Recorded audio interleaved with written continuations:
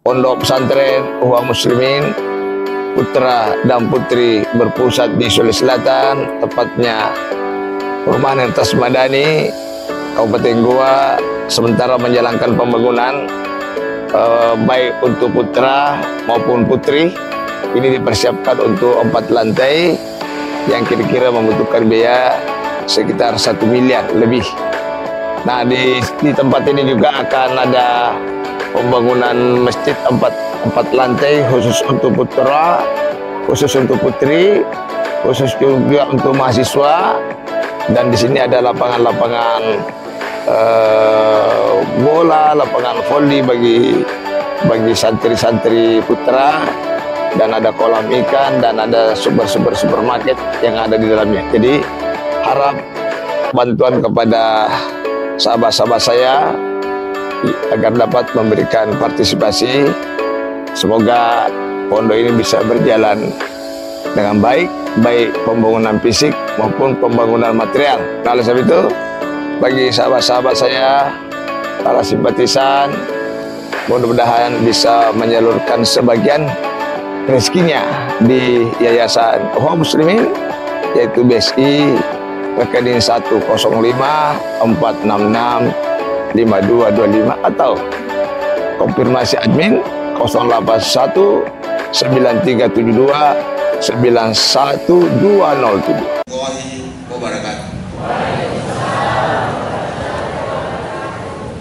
Alhamdulillahilladzi arsala rasulahu bil huda wa dinil haqq yuzhirahu ala dini kullih walau karihal kafirun. Asyhadu an la ilaha illallah wahdahu la syarikalah wa asyhadu anna Muhammadan abduhu wa rasuluh. Allahumma shalli ala sayyidina Muhammad wa ala alihi wa sahbihi ajma'in. Amma ba'd. Jemaah yang insyaallah dirahmati Allah, malam ini mari kita sama-sama bersyukur kepada Allah Subhanahu wa taala.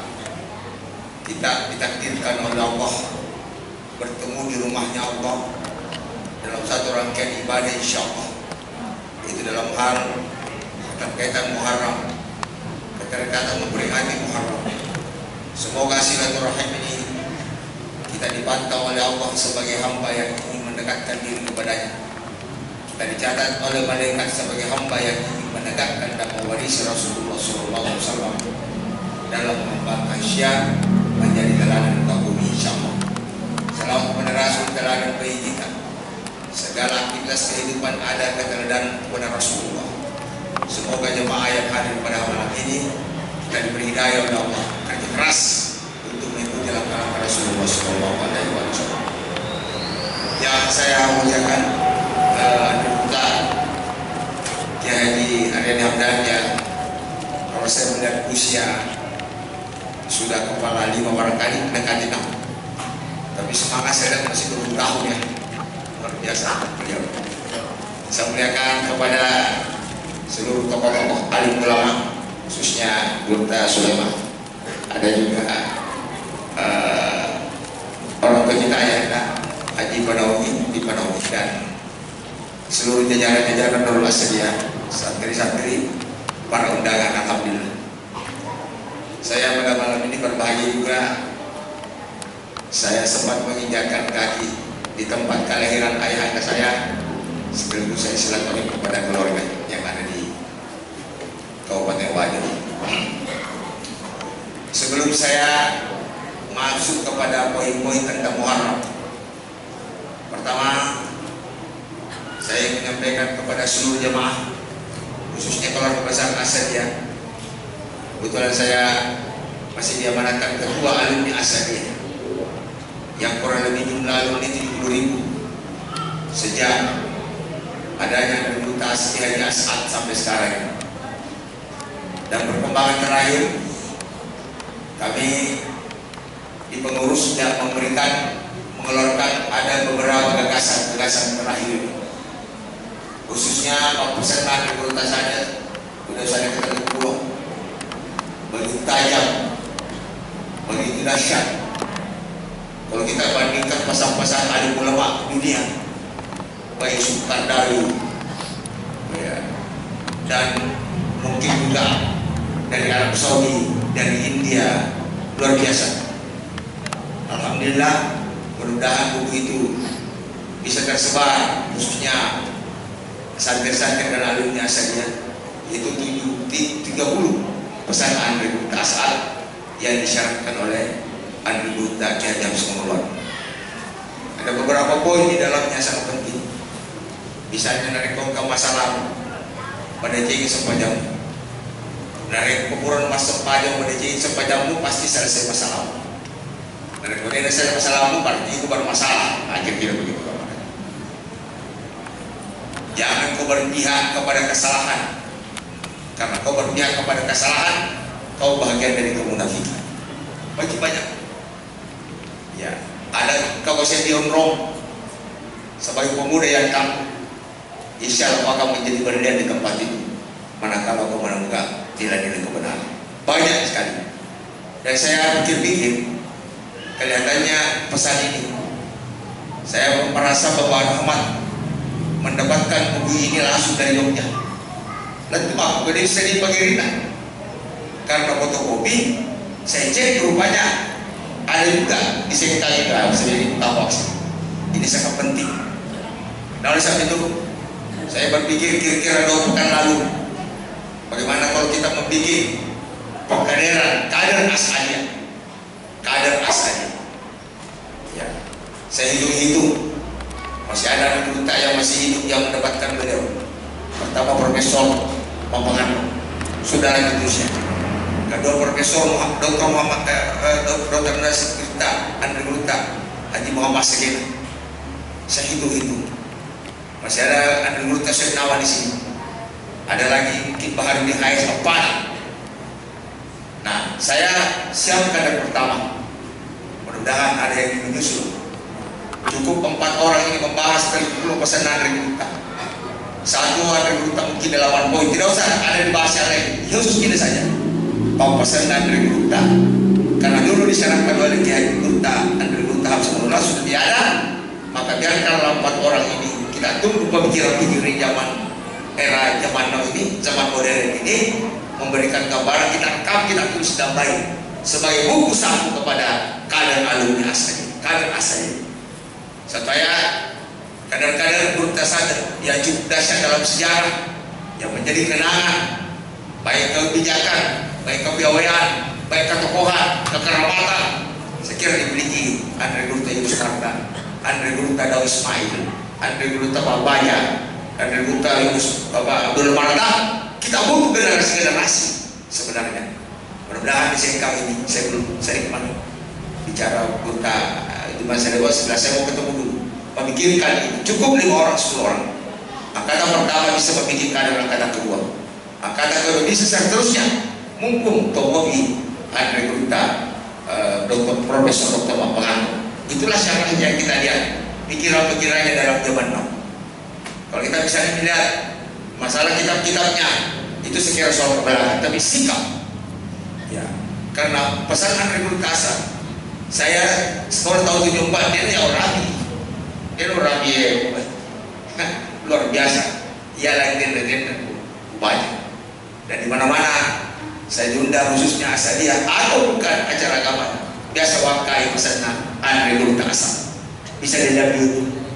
Ya, saya ceramah di UNN, alumni UNN, saya angkat ketokohan Andri Gupta saja sebagai dia tokoh agama, dia pahlawan dan cukup merubah kultur yang ada dari Rasulullah. Itu kira-kira mohon maaf di sini apakah ada yang penggemarnya. Kalau di sini kan siap, saya siap memfasilitasi Andri Gupta untuk datang, dan kita butuh penerjemahan yang bagus baik dalam bentuk bahasa Arab. Kalau perlu kita transfer dalam bahasa Arab, bahasa Inggris sebagai buku saku untuk pegangan kita. Kenapa saya sampaikan ini? Karena sangat penting. Jelas kita bisa melihat Muhammadiyah ada ke Muhammadiyah, mungkin juga NU ada juga hitam. Sekira asal Andri Gupta dibentuk buat kita, karena kita asal harus paham siapa Andri Gupta. Saya biasa kalau ditanya agar kalau menikah atasnya ujawat topi yang biasa kali-kali semua, tapi alangkah bagusnya kalau tulisannya beliau yang kita jebarkan bersama, bukan ucapannya yang sudah pindah dari mulut ke mulut atau dari penelitian sampai ke yang lain. Mudah-mudahan hajat ini bisa direspon baik. Tapi namun saya sudah lempar di beberapa grup, mau kurang ini respon, mau kurang, hampir tidak ditanggapi. Perlu saya sampaikan, apalagi ini dari grup kasar, hampir kader-kader awal grup tamu dari di Singkawa, masuk biasa, itu muridnya semua. Lalu saya di sini hampir seluruh sukses zaman itu adalah murid dan kader daripada Andri Nur Kasar. Saya sampaikan itu karena ciri kader-kader awal beliau adalah dihargai dan dihormati. Ciri khas daripada bayi biasanya. Sekarang zamannya sudah berubah. Ketika di Makassar ada 5 mobil, lalu di mana negara, mana mesti bapak di kosti, di warkop, tamu masuk pak, panggil radio ini lagi gitu. Ini apakah ini yang kita harapkan sebagai generasi Jawa sekalian? Malu dikatakan anak pesantren Mali pak. Alhamdulillah saya di Jakarta tidak pernah meninggalkan ciri khas sebagai orang timur yang telah dibangun oleh pondok. Itu kira-kira gambaran awal. Dan tentunya ada ciri khasnya juga. Selamanya di masjid, sholat di masjid, ceramah di masjid. Ini juga hal-hal yang tidak pernah ditinggalkan oleh kader-kader Andri Murta Kiai Haji Asrar. Yang kedua, nah sebelum masuk poin, ini hanya lemparan awal. Mudah-mudahan Dr. Sulaiman bisa nangkap. Saya siap kader angkatan pertama, Lokapagu. Dan mudah-mudahan dengan dokumen itu nanti saya bawa, saya lempar kepada ormas-ormas Islam yang ada. Kalau hanya baca ini, kalau hanya Islam yang baca ini, dan tabligh baca ini, saya kira luar biasa. Seorang biasa ada emas, engkau berada di asalnya. Ya saya khawatir bukan alumni asal dia yang mengembangkan pikiran-pikiran akan saja. Ya, dan ini juga saya akan lempar. Dan kalau memang kurang penggemarnya saya akan buka di publik. Siapa saja yang penting Andri Murta semua masanya siap di dalam menyebarkan Pak Ali Natosi rapi Andri Murta pasti tidak rohnya dalam menyampaikan di macam kali ini. Mungkin kita bisa sangat tangkap dalam menyampaikan. Beliau ada di zaman itu, jadi sekiranya perlu kita pikirkan bersama. Ada lagi yang satu, saya sekali sudah tiada, yaitu Murta Muin yang ada di Kalimantan. Saya sekali. Saya tidak tahu apakah masih ada Andri Murta yang masih hidup, yang mendapatkan beliau yang masih kira-kira sehat walafiat. Yang jangan di Pulau juga masih ada. Banyak sih yang pernah mendapatkan, tapi bukan nuansa agama, mungkin nuansa yang lain. Yang kedua, fenomena-fenomena yang terjadi terakhir ini, saya mengambil sampel saja misalnya sholat. Ya, dalam penelitian Eropa, penelitian sains dan ilmuwan yang ada di Barat, rupanya kalau sholat itu, kalau berdempetan antara bahu dengan bahu, akan ada pengaliran ion yang ada dalam tubuh. Jadi misalnya ada orang yang segar bugar, hari ini stabil dan punya fisik, mungkin kurang keluar. Yang di sebelah kanan yang masuk jamaah, dulu kira-kira mendodoi, pegang energi, keluar hari terlalu banyak kesibukan, sehingga dia lemah masuk masjid. Ya, dia lemah fisik. Ketika bersentuhan lengan ini, maka mengalir ion positif kepada saudaranya, sehingga terjadi kesehatan yang kuat. Karena kalau over ion positif juga tidak menguntungkan, ada keseimbangan. Yang di sebelah kanan dia lemah diisi oleh sebelah kiri, ada lagi keseimbangan. Ormas sepanjang masuk dalam posisi sehat karena rupanya berjamaah bersentuhan dengan darah, ada pengaliran energi ion positif. Tidak usah minum yang ion semacam vokalis ini, cukup 5 waktu, itu cara menguntungkan jemaah sekali. Ini diteliti. Penelitian selanjutnya saya akan angkat dulu sedikit ini. Ya, nanti kalau santri-santri menginginkan dokumen ini, saya lengkap datanya, penelitiannya dan surveinya lengkap. Ya, dan bisa dibuktikan. Penelitian selanjutnya jemaah sekalian, ketika manusia itu sujud, ini baru masuk. Saya baru dikirimkan dari salah satu dokter di Jakarta. Salah satu peneliti dokter neurologi. Ya, rupanya manusia, saraf-saraf manusia itu ada saraf di kepala tidak dialiri oleh darah, tidak ada pengaliran darah dalamnya. Tapi ketika dia sujud, baru mengalir darah itu ke kepala. Ketika dia sujud, dan rupanya pengaliran darah yang masuk ketika sujud itu hanya waktu tertentu diteliti. Rupanya waktu itu waktu duhur, waktu asar, waktu maghrib, waktu isya dan waktu subuh. Inilah sebabnya dia masuk Islam. Sedangkan darah yang ada di jantung adalah hanya 20% yang mengalir ke otak. Rupanya saudara waktu sangat luar biasa jemaah sekalian. Hadis sudah jelas kita hafal. Tapi rupanya diteliti, inilah penyebabnya masuk Islam. Ini baru, fenomena ini baru. Jadi jemaah sekalian, ya kalau kita tidak bisa terdoktrin oleh hadis Nabi tentang sholat tepat waktu, itu ini minimal ini. Jadi ini kalau puji malah seudah kemungkinan jangan sholat 5 waktu tepat waktu.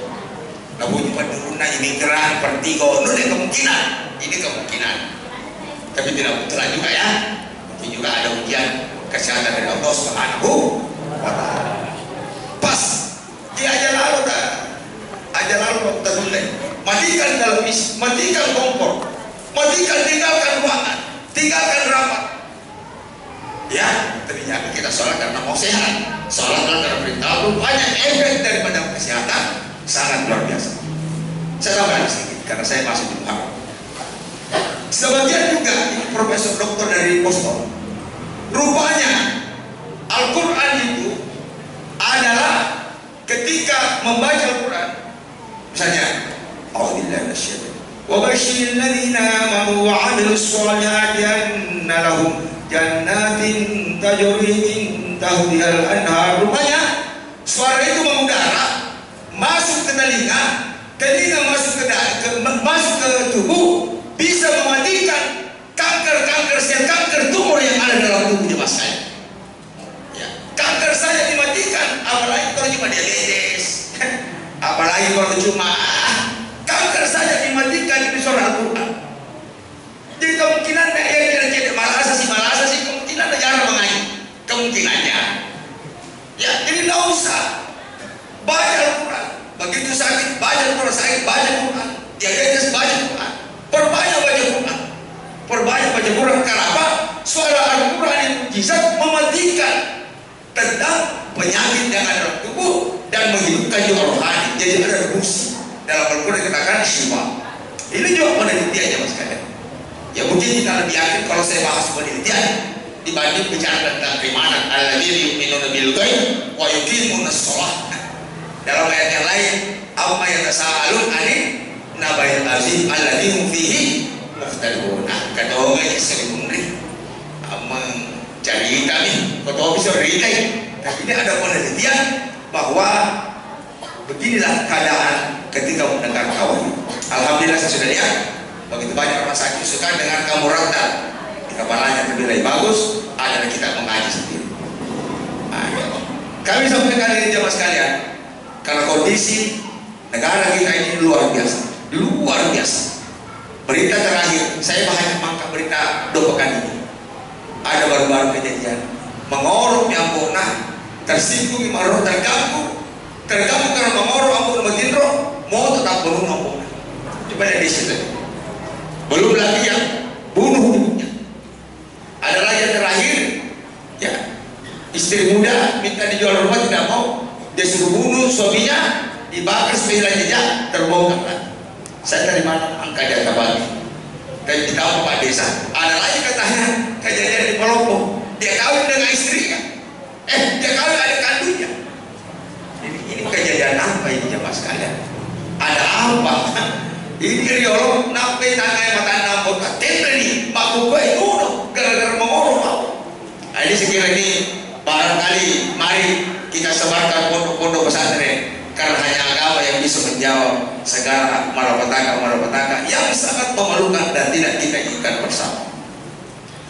Jemaah sekalian rahmat Subhanahu wa Ta'ala, kira-kira ini dulu pengantar saya dan mari kita masuk poin yang sangat penting di dalam hal kehidupan, apalagi membangun umat, membangun pondok dan seterusnya. Saya hanya membagi 3 poin di dalam persoalan ini. Pertama adalah masalah keilmuan. Saya kira ilmu, kata Imam Ali, mana lebih mulia ilmu dengan harta. Ilmu bisa mendekatkan diri kepada Allah, harta bisa menjauhkan kita.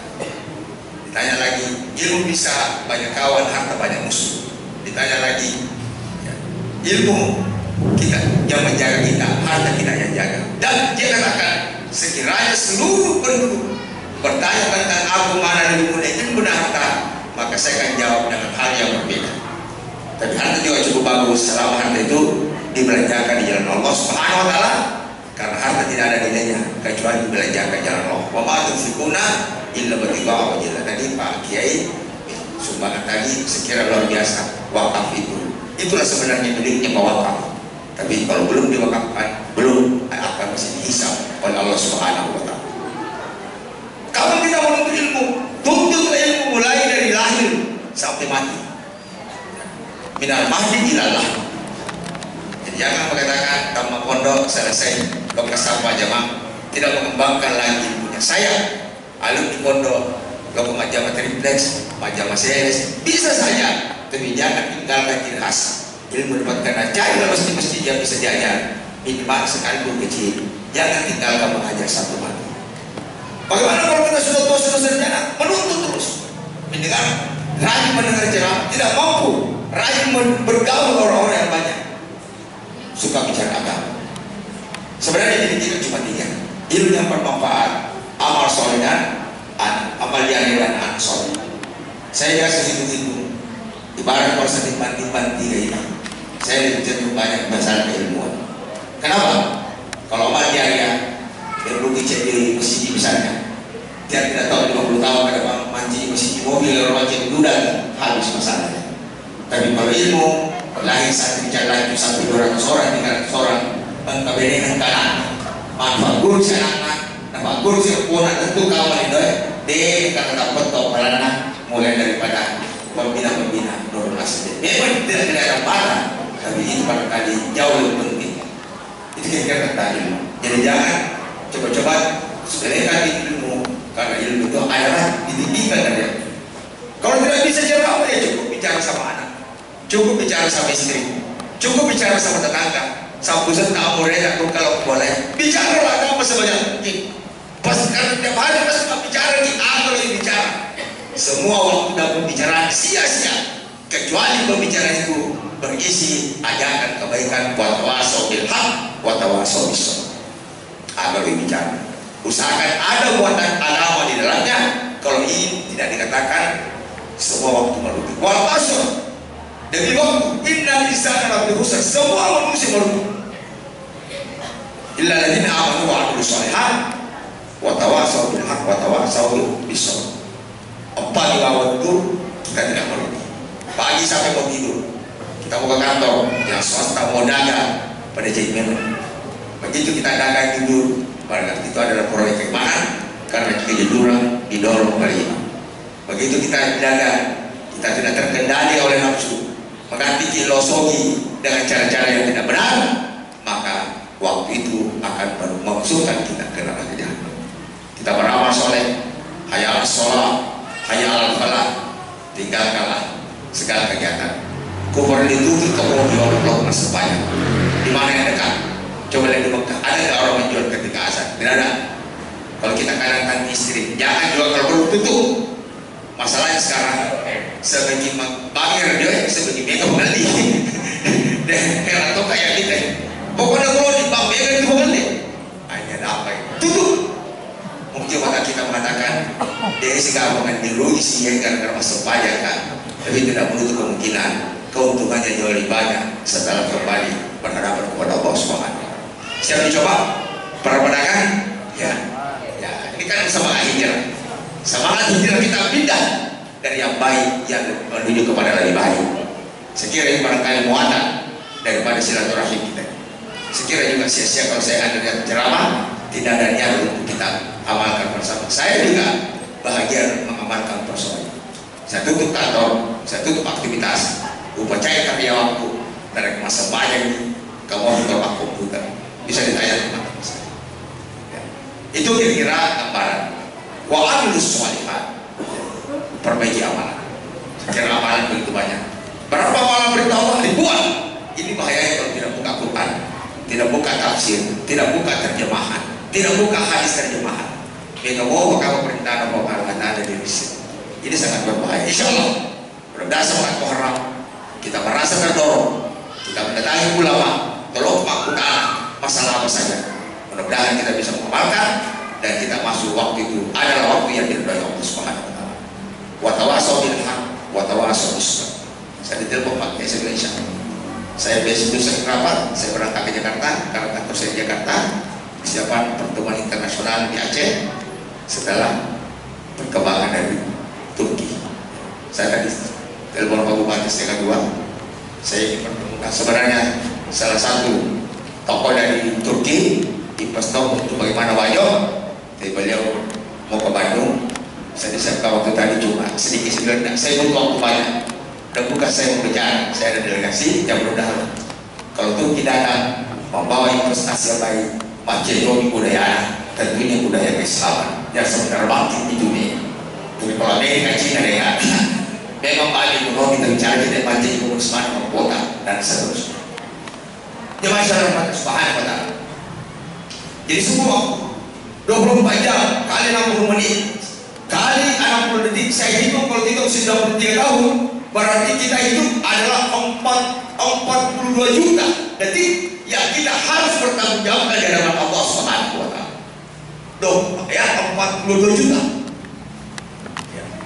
Di dunia ini kita ada hanyalah, di dunia ini kita adalah perantau, kita musafir, kita transit. Di mana rumah kita? Di Allah, di akhirat nanti dia masalahnya. Saya mau ngomong ucap lagi, itu rumah sementara, rumah sementara. Mau nggak bangun rumah di akhirat? Mari kita putih apa? Peluang-peluang pondok ini dibangun, mari kita ambil bagian apa yang kita ambil. Sebenarnya bukan kita menyumbang pondok, kita menyumbang untuk diri sendiri jemaah sekalian. Beda kalau politik. Ini betul-betul untuk agama Allah Subhanahu wa taala. Tinggal di mana? Ya di bawah langit, di atas tanah. Pergi Jakarta ke Sukabumi Roh, pergi Maluku ke Sirumandre. Kita tidak tahu apakah kita mati sebentar. Saya kalau mati hari ini alangkah berbahagia. Baru ceramah meninggal daripada urusan yang lain. Saya meninggal di masa lalu. Tidak usah takut mati.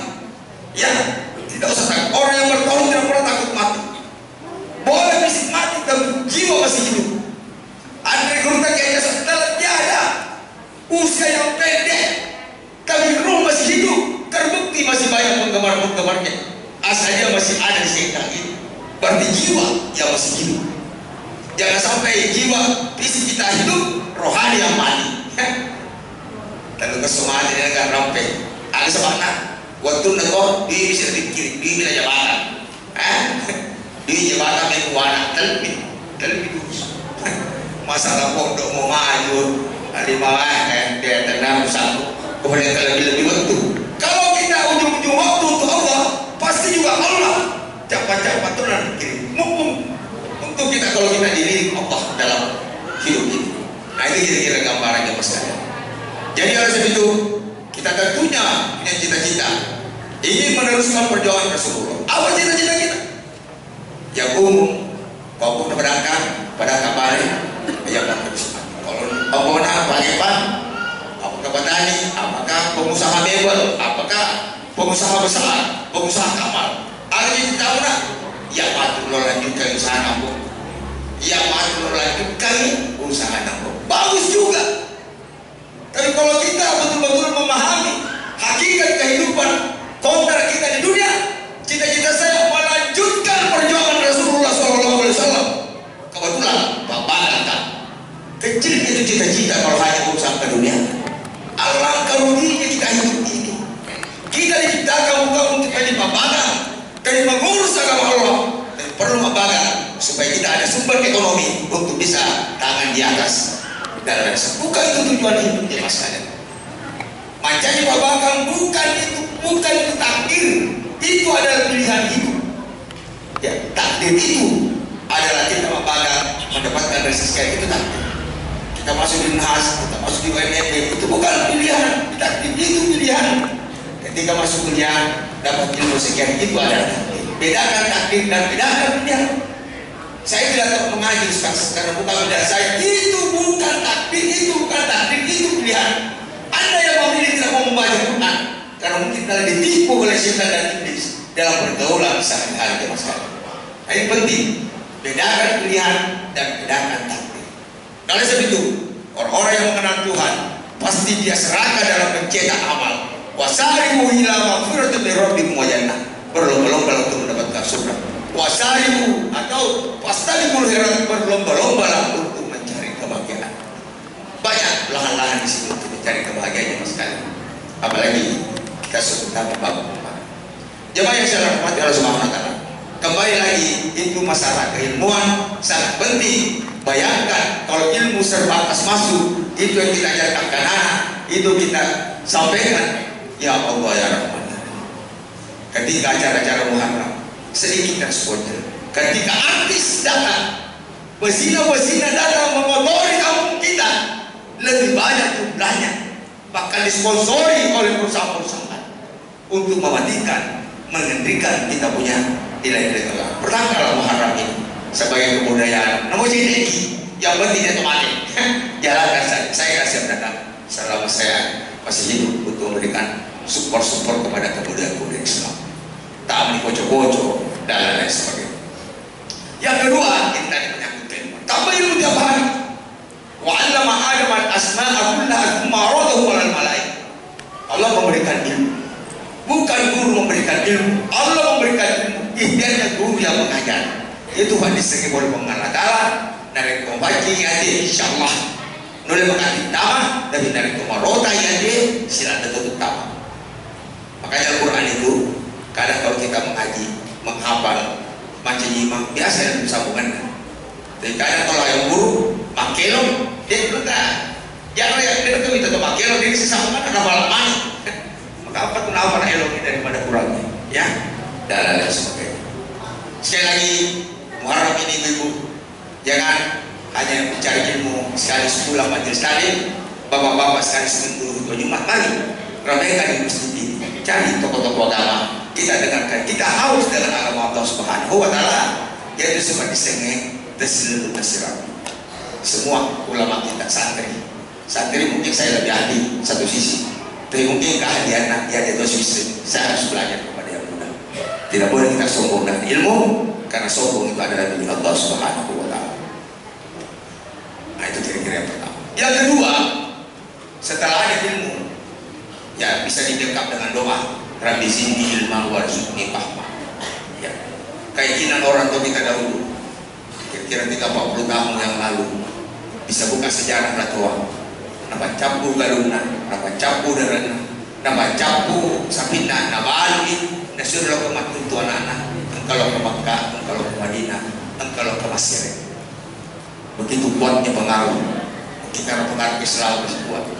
Tapi terakhir ini lebih banyak ke Eropa, ke Australia, bahkan belajar hadis di Eropa, belajar hadis di Australia. Sisa dan bisa dengan LGBT bisa saja, ya. Bayangkan itu. Kalau tokoh agama bahwa ya ada lagi baru-baru lagi ini bersinar di Loria, boleh saja disangkan oleh promotor mungkin kali jaga luar biasa. Alasannya apa? Alasannya katanya budak, boleh saja disini kalau budak. Ini luar biasa. Yang mengherankan ini adalah disetujui oleh promotor. Ya saya tidak usah angkat nasab masuk tentang persoalan kebudakan, karena budak kalau tidak ada zaman Rasulullah untuk menghilangkan budak. Untuk bagaimana Sa'id bin Haris sekali dengan senap bangsawan besar untuk menghilangkan bahwa yang bermula di antara adalah orang beriman, orang bertakwa. Inna akramakum indallahi atqakum. Karena saya diskusi, kadang orang TKI boleh saja disinahi ke TKW Indonesia di Arab Saudi karena dia adalah budak. Saya bilang itu bukan budak. TKW itu bukan budak, dia adalah karyawan. Dia bisa menuntut hak, bisa berhenti kapan saja. Budak itu bekerja sama majikan, tidak digaji dan nanti bisa dibebaskan setelah dimerdekakan dan umum itu budak. Ya itu memang ada, tapi kita sekarang sudah tidak ada budak. Saya tidak usah gunakan ayat asal masuk, tapi cukup dengan data-data yang ada. Saya kira kita tolak itu doktor asis itu yang boleh nikah sekalipun kalau dia budak boleh tidak nikah. Na'udzubillahi, bahkan hukumannya begitu tajam, rajam bagi orang yang belum berkeluarga, derah bagi orang-orang yang belum berkeluarga. Kalau ini diterapkan, maka nilai-nilai seksualisasi, nilai-nilai prostitusi di Indonesia pasti berkurang seperti yang ada di Arab Saudi. Tapi saya Undang-undang kita kalau tidak salah nanti dikatakan berzina kalau pemerkosaan. Anak-anak kita terindikasi pemula SD, SMP secara di mana? Si gandeng kiri kanan, ada yang masuk hotel, dan ini sudah bukan fenomena baru. Mudah-mudahan pondok pesantren yang bisa bertahan. Ya, saya juga ada pesantren. Ya, kurang lebih 100. Ya, banyak yang masukkan sudah tidak mampu lagi orang tuanya membina. Sudah angkat tangan. Saya terima di sana. Mau boleh SD dari kotok aku. Kenapa? Sudah sulit dipisahkan anak SD dengan handphone. Yang mana handphone menurut penelitian terakhir yang saya langsung tangkap di EC itu 42%, 4,2%. Otak anak kita suka melihat handphone itu dari pagi, itu bisa merusak daripada otak yang ada di kepala. Belum lagi yang masuk di Dr. Wahidin ini tentang kebocoran indera akibat daripada handphone. Dan lebih parah lagi, di handphone itu konten pertama dibuka adalah pornografi. Ini luar biasa. Mestinya DPR kita teriak sebagai kelompok mayoritas muslim, jangan rusak anak-anak kita ini. Akhirnya saya pilih udah, saya terima SD, mungkin saya double pembinanya untuk menghindari daripada itu. Ada penelitian terakhir, ada usulan teman-teman, anak-anak kan perlu punya main. Akhirnya ada yang mengusulkan, ada yang ingin coba. Lalu bangun mau karena jadi rencana kita mau beli jeda 3 kali disuruh mau temen-temen lain supaya dunia mianya mau temen-temen menonton terhindar daripada nilai-nilai. Kalau mau dicoba boleh. Kalau kembali awal apa mau temen-temen habis ada magojek kita menceritakan formatnya apa. Jemaah yang salah rahmat Subhanahu wa ta'ala, itu menyangkut masalah ilmu. Insya Allah kalau ilmu ini tetap kita bertanya, kita haus seperti orang-orang dahulu, insya Allah ini bisa ditempatkan juga. Yang kedua adalah dakwah. Ya, kita dianjurkan dakwah. Ud'u ila sabili rabbika bil hikmah. Ajarlah mereka ke jalan Tuhanmu dengan hikmah. Sebenarnya dakwah yang pertama itu ditujukan kepada non Islam. Dakwah itu ditujukan non Islam. Ila rabbika, ke jalan Tuhan. Jadi dakwah sebenarnya itu bukan untuk Islam. Dakwah itu adalah non Islam masuk Islam. Kalau sudah masuk Islam adalah balik. Ya, itu istilah balik. Ayo kita salat. Pasti setuju. Orang Kristen saya tidak yakin Muhammad. Jadi udah ila sabili rabbika seperti Rasulullah bagaimana mengislamkan dulu Quraisy dan Yahudi dan Madinah. Ketika sudah Islam, sami'na wa ata'na. Jadi sekarang dakwah sibuk kita antara sama muslim dan bukan Islam dakwakan kelompok yang didakwakan dominan kelompoknya masuk baru Quran. Bagaimana kita dari kita tahu ada HTI, ada Salafi, ada Wahda, ada apa lagi FPI, macam-macam. Boleh saja, tapi kita bersaudara, wahai saudara. Tidak ada yang bisa kita. Baik kita ada perbedaan, tapi kita lebih banyak persamaan, wahai saudara. Jangan kita dipecahkan hal-hal seperti itu. Nah yang ungkap ya, dia maju. Pembacaan kita ya kasih dia. Kita bagi-bagi lah. Musuh kita adalah musuh Allah. Yaitu walau tertawa kalian ukuran seorang hatta. Dan jangan kita justru berkawan kami saling bermusuhan orang sesama beriman. Ya, bikin pesantren, bikin sebanyak mungkin. Kalau perlu, alumni saja yang ada yang bikin pesantren silakan ikut asal saja. Kalau perlu nanti saya bikin organisasi, adalah organisasi kumpulan alumni organisasi. Kalau alumni kan asli kakas alumni asadia, tapi organisasi pesantren binaan alumni asadia. Kamu menarik itu? Ya, binaan alumni asadia. Dulu 50 pada saat ini Umar masuk, Suwardi Ismail masuk, kan bagus juga. Karena kita ada kenangan kecil, kenangan ketika kita tinggal di Sengkang ini. Mandor Telame, Terawani, kemudian Tomar Kayu di Kagani, Losi Bertini si Kagani, terpasai dulu si Terawani. Saya makan Terawani dulu Pak. Hasilnya Tomar Kayu, tapi sehat juga, sehat. Jadi yang percaya itu pasti hanya sempurna. Banyak yang pakai itu daging susu dengan itu kan mungkin uang haram itu kepada pejabat sampai ke Singapura. Habu ya ham kebetulan Pak Nasir sehat. Kenapa? Rupanya sumber penyakit itu memang ada di hati. yabuk di hati. Kalau hati sudah rusak tidak disiram oleh Quran, tunggulah penyakit. Makanya Rasulullah mengatakan, kalau hatimu baik maka baiklah semuanya. Ini dakwah itu pertama. Setelah itu udah wilayah sabili rabbika bil hikmah. Ada di organisasi namanya Kristologi Arimatea. Saya kebetulan Dewan Syuro di pusat tentang Kristologi. Sudah banyak yang Islam yang masuk, orang-orang Nasrani, orang Buddha, orang Cina. Memang tujuannya hanya itu, kajian-kajian hidup, kajian-kajian perjanjian baru, perjanjian lama, banyak di situ untuk membuktikan bahwa ajaran Quran, ajaran Nasrani ini sudah banyak pemalsuan di dalam. Nanti kalau Nur Asadia atau teman-teman Asadia mau dikirimkan ke Kristolog sebagai perbandingan, boleh kita panggil. Nah, untuk teman-teman kita, ya ayo kita sholat, ayo kita ke masjid, ayo kita dakwah, ya itulah namanya balighu anni. Siapa yang bisa menyampaikan? Semua yang mengabarkan wajib menyampaikan. Sampaikanlah sekalipun satu ayat. Balighu anni walau ayat. Jangan tunggu semua alun di pondok. Ini kan bukan bidang saya kan pedagang beras. Saya kalau iya tapi bukan pedagang beras, bebas daripada urusan dakwah semua. Inna arsalnaka bil haqqi basyiran wa nadhira, semua. Ada yang memang yang profesional, yang memang mendalami tentang bidang itu. Misalnya Gurkan, Hasan Sulaiman, semua bidangnya. Ya, sama zaman dulu ada namanya Abu Hurairah, ada Ibnu Abbas, ada Abdul bin Umar, ya, dan lain sebagainya. Ya. Ada juga kalau tidak lain bidangnya. Kalau Abdurrahman bin Abdurrahman bin Auf adalah dagang Abu Bakar. Ada perang Umar bin Khattab, padahal bidangnya masing-masing. Tapi semua terlibat dalam urusan dakwah, menyampaikan kebenaran. Nah, kalau warga Sengkang ini semua bicara kebenaran, majelis taklim bicara kebenaran, majelis taklim bicara di ruang kami tentang perintah-perintah agama, kalau Allah Ta'ala, maka saya kira Muharram ke depan ini jauh lebih baik dan bisa lebih berwibawa, dan kita bisa lebih menikmat dalam kehidupan, dan kita tidak terjebak dengan awal asli yang bisa berbahaya di hari kemudian. Setelah dakwah, yang terakhir adalah ekonomi, yaitu bagaimana dapat uang yang halal. Itu yang penting saya sampaikan, karena banyak tokoh-tokoh agama kita kesini, dia sedang kaki. Dia tergantung hidupnya kepada lembaga, tergantung hidupnya kepada orang, tergantung hidupnya kepada person, sehingga wibawa keagamaannya hilang. Gampang dipandang enteng, gampang dijual agama. Kenapa? Karena kondisi ekonomi.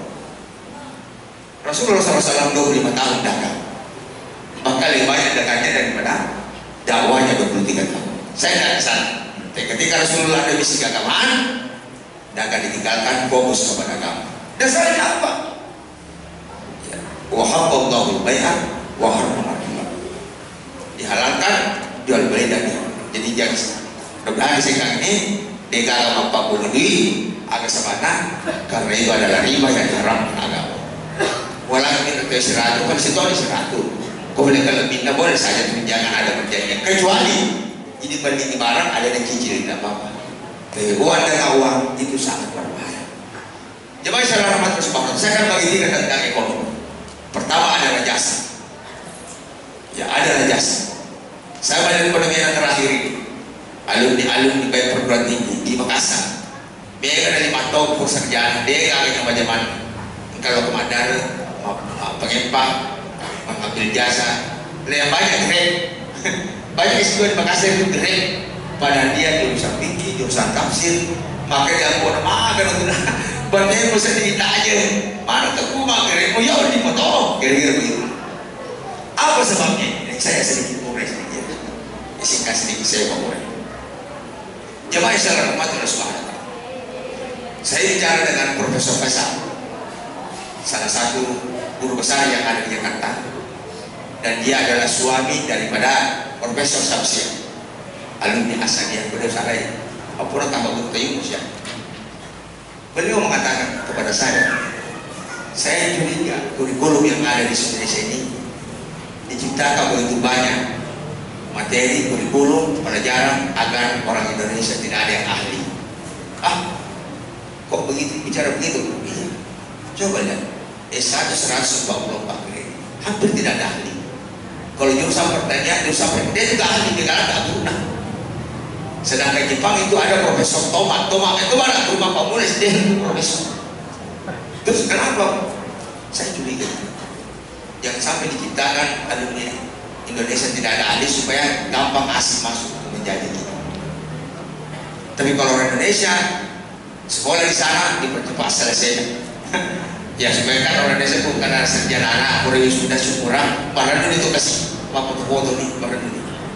Ini menurut bukan saya bicara Pak Profesor besar, dia ahli sosiologi. Saya juga antara percaya dan tidak juga.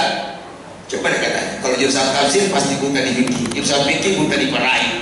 Karena dia kata, coba karena dari kecil dibidik pasti. Guru kedola termasuk ahli hadis.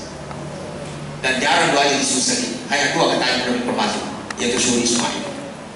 Ya, teman-teman ya alumni Sadawiyah dia kan.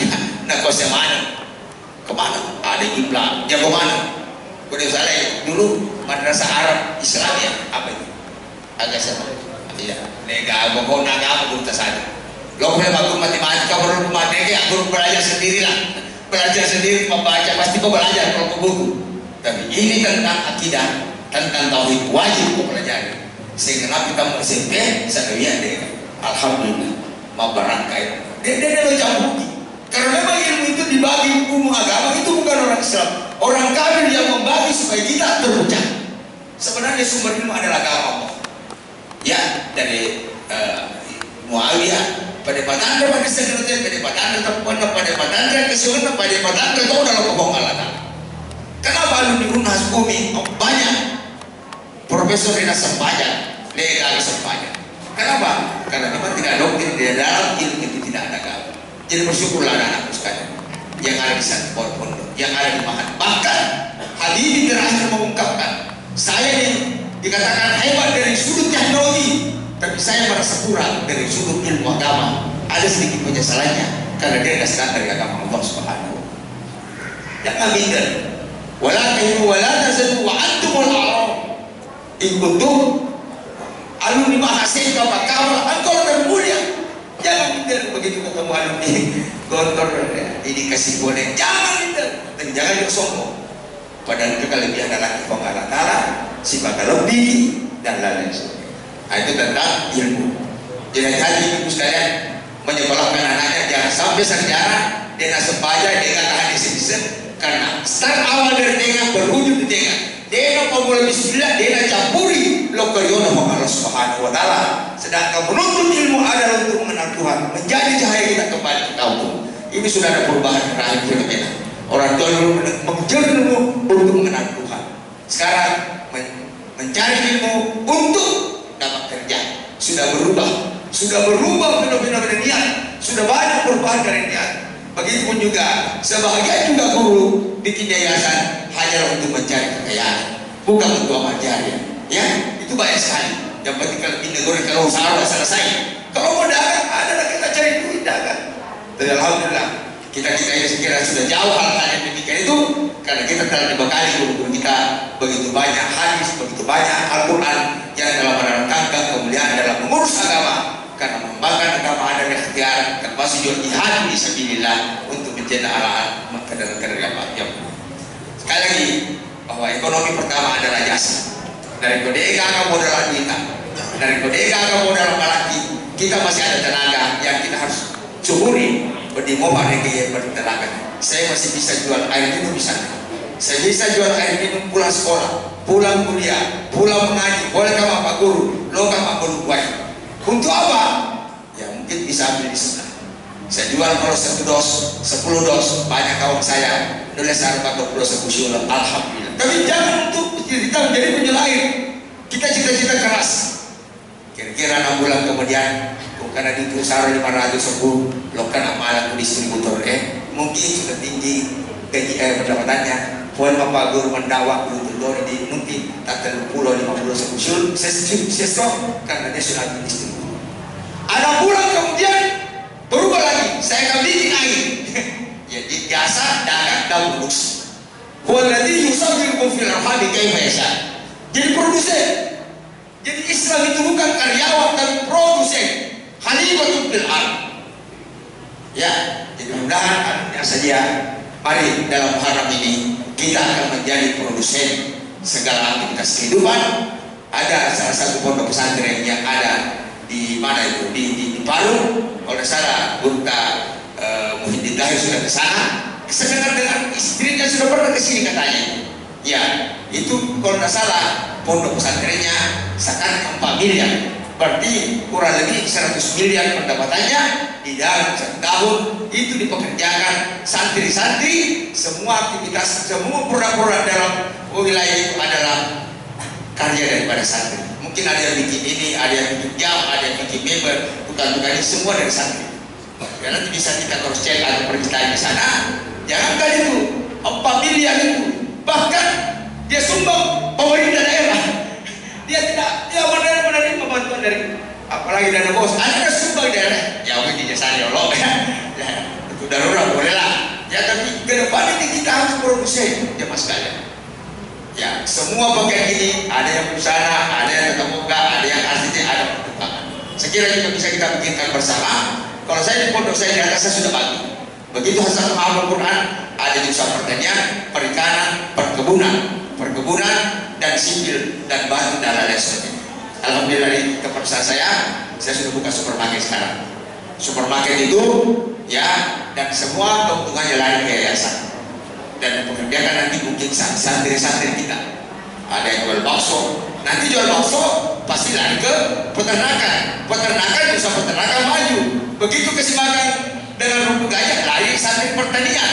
Pertanian akhirnya kita yang potong itu sapi untuk kita konsumsi dan halal daripada contoh-contoh yang kita makan sekarang ini yang dipotong bukan karena halal karena impor, kebanyakan impor dari Australia yang hanya masuk Mesir dan tidak dipotong dengan bakso alam. Itu kenapa? Karena sapi sekarang lebih murah daripada sapi lokal. Bahkan produksi impor yang lain sudah mulai bermunculan dari luar. Kita tidak bisa mencegahnya karena ini globalisasi, ini pasar bebas dan lain sebagainya. Dan diprediksi 20 tahun ke depan anak-anak bangsa kita berbumi akan menjadi kacung kepada orang-orang Cina yang ada karena dia mempunyai kekuatan kapital yang kuat. Saya dengar di Sindram pabrik-pabrik itu sudah masuk Cina yang dulunya dikuasai orang bugis. Tidak lama lagi ya mas kalian, tidak lama lagi akidah bisa rusak, agama bisa lemah, kita bisa menjadi kacung. Nah, seperti negara-negara yang telah dikuasai banyak pinjaman oleh Cina, ada 6 negara di Eropa sudah mata uang Cina, bahkan mesti sudah mulai dibatasi dalam beribadah. Tapi insya Allah dengan hijrah tadi, ilmu, ekonomi dan dakwah kita kombinasikan 3. Apalagi orang sekan terkenal dengan doanya, hampir sulit hidup kata sini di sini. Mari kita kembangkan sehingga produksi yang ada di supermarket, engkau yang baju, engkau yang bubo, engkau macam-macam tusuk gigi, dan kita produksi saya juga sudah mulai produksi. Ketika saya produksi odol, maka tidak ada lagi odol yang saya jual di supermarket, adalah odol ukhuwah muslimin. Mungkin ada sabun asadia, mungkin ada sanglet nurul asadia. Ketika sumber daya manusia kita tidak tahu, kita kirim ke BLK, kita biayai dia keluar, bikin sanglet asadia, dan kita bikin jaringan untuk kelompok Islam seluruh sosial ini, khususnya atau Indonesia umumnya, kita pakai online. Jangan lagi beli produk-produk kafir. Kenapa? Dia yang memberikan persinahan, prostitusi, sedangkan kita mengeluarkan zakat. Sehingga umat Islam pondok pesantren mempunyai produksi sang lain yang bisa dikenal sampai di Timur Tengah suatu saat. Apa kita siap? Santri siap? Yakin? Yakin? Pakai itu mau yakin? Kita kata Amran fain nama yakul lahu kun fain. Ini 3. Silakan catat nomor saya. Ya.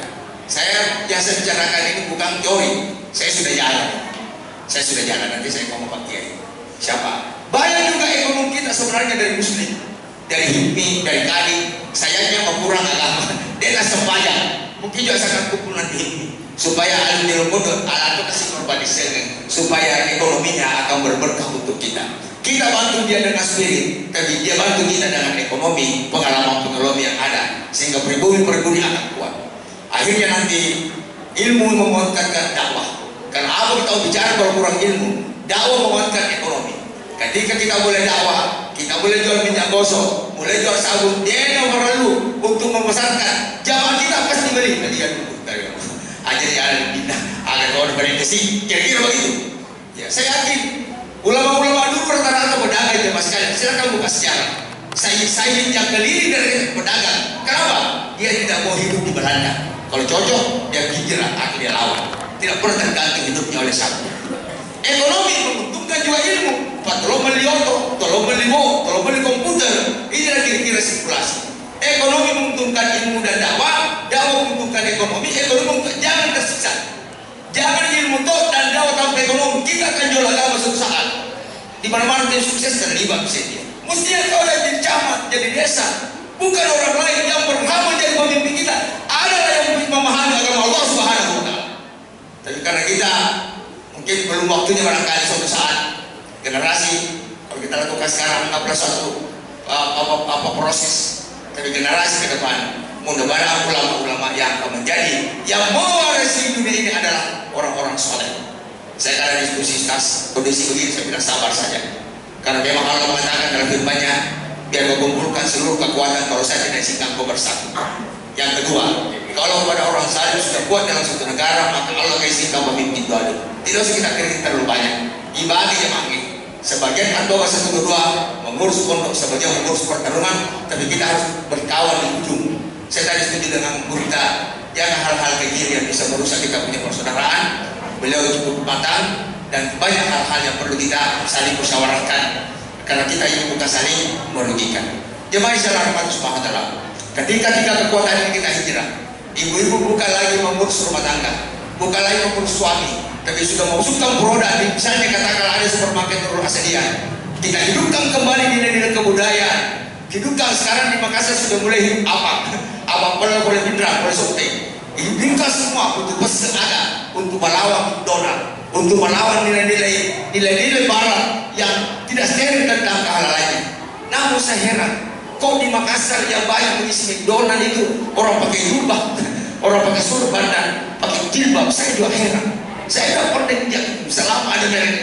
Saya tidak tahu pernah injak karena dia akan menyumbang sedikit pun rezeki di tangan mereka. Mari kita hidupkan kembali. Apalagi makanan-makanan sekarang sudah hampir jarang yang steril tentang kebersihannya. Mulai dari minyak dan lain sebagainya. Mulai dari lemak babi yang ada di biskuit, begitu banyak tentang bumbu masak. Mari kita kembali memperkokoh. Apa yang mendorong kita memperkokoh ekonomi? Dorongan perintah Allah. Bukan mau kaya, bukan mau dikata. Kita menjawab bahwa kami adalah produsen, wahai orang non-Islam. Kami bukan konsumen. Kita perdayakan nilai-nilai potensi yang ada pada anak kita. Ya, kita sudah terlanjur dibahas. Mari kita kembalikan nilai dakwah dan potensikan belanjakan kebenaran di jalan Allah Subhanahu wa Ta'ala. Jadi 3 poin ini, mudah-mudahan 1 tahun ke depan saya dana sudah ada supermarket. Mungkin sudah ada transaksi tentang produk. Mungkin ada transaksi tentang nilai-nilai yang lain. Apalagi di Indonesia ini sangat kaya. Kenapa Indonesia menjadi perebutan? OPM menjadi perebutan dan lain sebagainya. Karena ada kekuatan energi yang nomor 2 di seluruh dunia akan menjadi perebutan. Sekiranya Indonesia negara miskin, mungkin kita tidak menjadi perebutan. Cuma Islam tidak perlu lagi tercemas. Kembali saja kepada ajaran Islam. Ketika Turki mulai jauh daripada agama Allah Subhanahu wa Ta'ala, maka dia diambil alih oleh Atatürk sampai berapa puluh tahun. Nanti 20 tahun Turki akan bangkit. Dan sekarang sudah mempunyai cabang pondok takwa seluruh dunia ada 6.000. Di tempat saya wakafkan tempat saya untuk Turki, yaitu cabang yang ke-32 dari Indonesia. Bukan apa-apa, saya mau bikin kerjasama yang baik di bidang ekonomi. Saya baru dari Turki juga, dan saya juga ada pedagang kopi yang potensi rupanya Starbucks yang dipakai oleh Amerika ada di Sumatera, dan yang terhebat kopi adalah di Sulawesi Selatan itu dia diktator. Tapi saya tengkulak sudah mulai investasi kepada petani dalam, sehingga pedagang-pedagang kita tidak bisa berbuat apa-apa. Saya kira dengan kekuatan-kekuatan agama, kekuatan-kekuatan dakwah, kekuatan ekonomi, kita perdayakan semuanya, ini syarat tidak gampang. Berbuat dua agama, dakwah. Kenapa? Pak kita kau punya lagi kepercayaan, ya kasih salah nih. Nah dari ini ada duit, dia sedih, jadi itu masalah, ya, banyak masalah. Sedangkan mereka kalau komitmen yang kuat, saya nggak bisa memfasilitasi itu. Sekali lagi mas sekali Assalamualaikum Subhanahu wa Ta'ala. Mohon maaf, sedikit muharram ini saya bahas sedikit yang lain. Saya ingin bangkit anak-anak saya, anak santri nanti saya. Saya di Mesir, ada anak saya di Mesir. Saya sudah pikirkan anak-anak kita kalau ada mau ke Mesir, yang penting kali meletup ke roh Mesir. Ya kita bikin jaringan kekuatan di Sulawesi Selatan yang ada di Mesir. Saya bikin tadi 2 hari yang lalu, Gubernur Indonesia bikin usaha di Mesir. Ini malah berada di kopi. supaya anak kita yang ke sana bisa sekolah di Mesir. Tidak usah harap bantuan dari orang tua untuk mengirimkan, sehingga anak kita kembali kekuatan ekonomi, kekuatan potensi. Alhamdulillah anak saya sudah semester 5 jurusan Mesir. Alumni wacana berangkat anak saya. Ini lagi satu akan berangkat tahun depan. Saya sudah siapkan. Ibu kebabari batu corona. Insya Allah. Saya tidak tahu kapan meninggal, tapi kembali ke kampung, wariskan nilai-nilai keagamaan di jaringan internasional. Sekarang sudah cukup. Sekarang bukan lagi zaman tentang perdagangan yang tradisional. Sudah main handphone, sudah main internet. Kita harus ada ahli-ahli IT zaman sekarang. Oleh sebab itu, saya sampaikan ini bukan sekadar teori, tapi setelah ini bisa catat nama saya. Alamat saya di Perumahan Heritas Madani sama Guru Pak Heri Hamdan, dan banyak alumni saya di sana. Ada Pak Mas Rewe, ada Pak orang tua kita, keberkahan daripada anak-anak Guru Rahma Musa, Pak Dr. Rahma Musa, dan banyak Dr. Amin dari Bone, dan banyak sekali, kurang lebih 12 orang yang mudah-mudahan nanti kalau kita tidak ada anak di jalan Guru Yunus Giaga, kita kembalikan daripada perumahan itu insya Allah khusus muslim. Saya tidak menerima non-Islam, dan di situ akan ada produksi yang ada di dalamnya. Insya Allah akan ada rumah sakit dan lain sebagainya. Saya kira kita bisa bermitra. Anak-anak kita tidak usah kemana-mana. Kalau tidak jadi dosen, bisa menjadi cabang pondok. Kalau tidak, kita bisa industri. Sehingga tetap ciri khas tentang kesediaan, ciri khas pembantunya tetap ada akan meningkat. Ini yang saya pikirkan ini untuk ke depan. Kenapa? Siapa yang kita harap untuk memperbaiki kita ini? Guru Kiai Arya Hamdan juga, saya sama seperti saya tidak mengenal bahwa ajal atau kapan. Tapi kita butuh generasi yang tumbuh, generasi yang jauh lebih kuat dari kita. Sekalipun negara ini kafir dosa menyusul ke kotanya, wala yazaluna yuqatilunakum hatta yardukum an dinikum setahun. Kita wariskan juga pesan kita saja, wariskan 3 poin ini. Dia akan bertaruh, kita akan bertaruh nanti di produsen, kita akan bertaruh di produksi, sehingga tidak ada lagi kita menjadi karyawan. Ibu-ibu bisa menjadikan rumahnya rumah tangga suruhan, bisa menjadi bisnis mandiri. Kita akan coba, jangan cuma mengurus suami. Kata SMZ kasus apa? Jangan, kita harus seperti mengikuti Aisyah, mengikuti Khadijah, mengikuti istri-istri Nabi yang mendorong suami untuk agama Allah Subhanahu Wa Taala. Insya Allah. Tapi kita harus musyawarah yang banyak, ketemu yang banyak, berbersangka yang banyak. Yang paling terakhir dalam semangat Muharram ini, yang saya akan tutup dengan pengalaman spiritual. Pertama, dari ke masalah kan lagi, dari ke masalah politik. Ibu ditogi ibu. Apa kita dipermalukan di muka umum? Apa kita dihina atau difitnah atau kita ditipu, dizalimi? Pada jadi nafas saya tarik dan tarik. Dan pertama yang kita ingin, ya Allah, tidak mungkin kehinaan ditujukan kepada saya kalau tidak membawa hikmah. Itu dulu pertama. Apa maunya Tuhan dengan kejadian ini? Satu.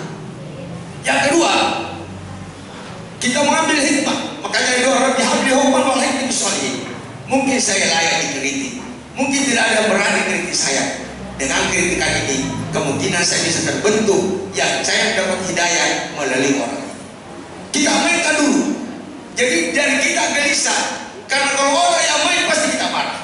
Apalagi kita orang Bugis, tidak mungkin lagi makin berani. Ya, kau kata saya satu, saya hantam Anda 2. Kira-kira begitulah. Nah, saya juga ada pengalaman sedikit. Tidak apa-apa saya cerita. Kira-kira 30 tahun yang lalu, saya pernah ketemu tokoh agama, muridnya bapak saya.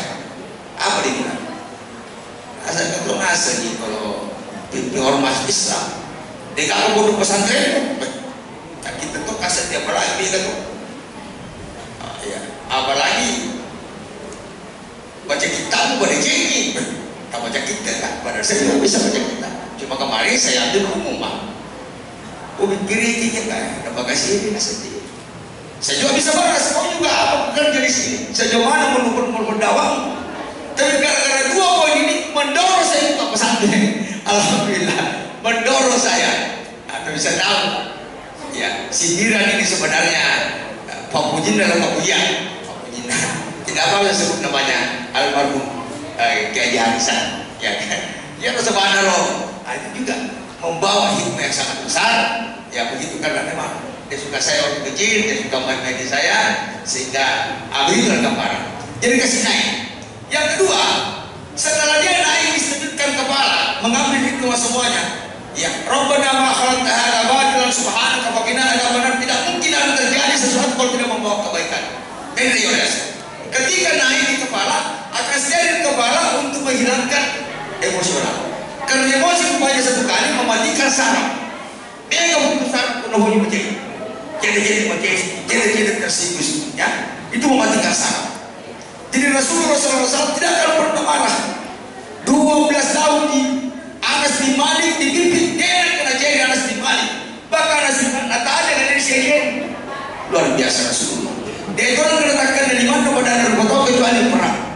Bahkan Rasulullah SAW ditawarkan oleh malaikat untuk maju kawannya karena terlalu zalim. Jangan, saya membawa. Jangan. Dia melakukan keburukan karena dia tidak tahu. Beda ketika hijrah di Madinah, jangan coba-coba ganggu sahabat, jangan coba-coba ganggu perempuan. Benar Rasulullah diangkat manakala dia punya anggota diganggu, karena dia sudah menguasai wilayah dan de facto dan de jure. Teman sekalian, ketika sudah stabil, ya apa saja terjadi, ibu kekurangan belanja kah, atau suami menjengkelkan kah, atau istri kira-kira tidak mau, ya berkreasi. Setelah itu turun ke bawah dengan syukur, syukur kita. Tadi tekan, pertama sekali kegaya melawan.